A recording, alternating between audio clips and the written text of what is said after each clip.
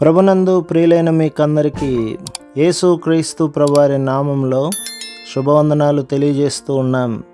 ఎడారిలో సెలయేర్లు అనే దిన ధ్యానము కొరకై స్వాగతం. డిసెంబర్ 2 శ్రమల ద్వారా సంపూర్ణునిగా చేయుట. హెబ్రీ పత్రిక 2వ అధ్యాయం 10వ వచనం. ఇనుము అగ్ని కలిస్తే ఉక్కు అవుతుంది. అది భూగర్భంలోని రాయి వేడిమి కలిసిన మిశ్రమం. నూలుకి శుభ్రపరిచే సబ్బు, దారాలుగా చేసే దువ్వెన, నేతనేసే మగ్గము కలిస్తేనే వస్త్రం తయారవుతుంది. మానవ ప్రవృత్తిలో మరొకటి కలవాలి. అలాంటి వ్యక్తిత్వాలను ప్రపంచం ఎప్పుడూ మర్చిపోదు. మనుషులు గొప్పవాళ్ళయ్యేది సుఖభోగాల వల్ల కాదు, శ్రమలను అనుభవించడం వల్లనే.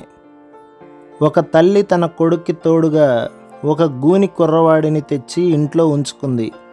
అతనికి కాలు కుంటి కూడా. ఆ కుర్రవాడిని అతని అంగవైకల్యం గురించి ఏమీ అనవద్దని, అతను మామూలు పిల్లవాడన్నట్టుగానే అతనితో ఆడుకోమని తన కొడుక్కి గట్టిగా చెప్పింది. ఒకరోజు వాళ్ళిద్దరూ ఆడుకుంటూ ఉండగా ఆమె కొడుకు గూని పిల్లవాడితో అనడం విందామె, నీ వీపు మీద ఏముందో తెలుసా?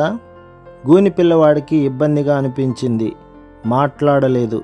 చాలాసేపు సందేహించి ఆమె కొడుకే సమాధానం చెప్పాడు, అది నీ రెక్కలున్న పెట్టె. ఒక రోజున దేవుడు దాన్ని విప్పి ఆ రెక్కల్ని విడుదల చేస్తాడు. నువ్వు దేవదూతలాగా ఆ రెక్కల సహాయంతో ఎగిరిపోతావు. ఒక దినాన దేవుడు క్రైస్తవులందరికీ తెలియచేయనున్నాడు.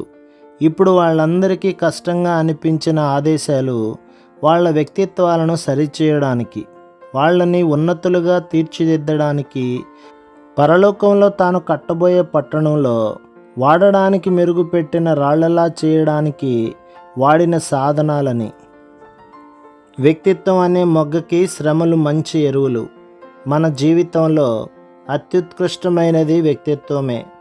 మనతో పాటు నిత్యత్వంలోకి మనం తీసుకుపోగలిగేది ఇదొక్కటే.